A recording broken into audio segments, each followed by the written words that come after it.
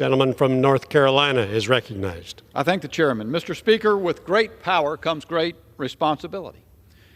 We entrust our Department of Justice, FBI, and intelligence community with great power to keep us safe. And yet, as long as these agencies have existed, they've violated Americans' civil rights. Everyday Americans. The security state believes itself to be above the Constitution and the laws passed by Congress. Or perhaps the belief is only tacit. It is aware only of power.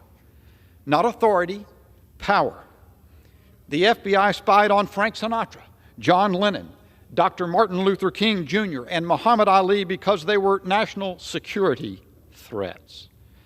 Celebrities, but everyday Americans as to their constitutional rights. The intelligence community abused power to spy on presidential candidates, a sitting president, and members of Congress and their staffs. The FBI continuously coordinated with social media companies to moderate social content, the public square.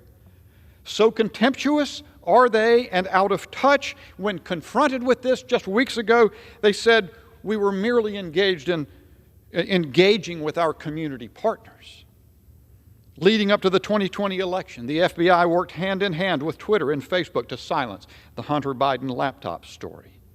Concealment from everyday Americans. They've continued to censor and silence criticism of COVID policies and vaccine mandates to the harm of everyday Americans. In 2013, the former director of the National Intelligence, James Clapper, lied to Congress about the NSA collecting data on millions of Americans, yet he's escaped a reckoning. The NSA spied on groups including Human Rights Watch and Amnesty International and other NGOs. FBI contractors conducted thousands of searches on NSA databases.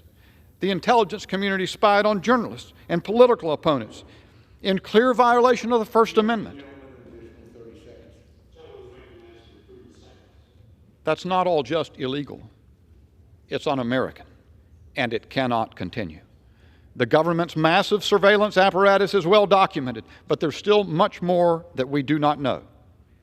We owe it to the American people to reveal the rot within our federal government and cut it out so that it can no longer harm everyday Americans.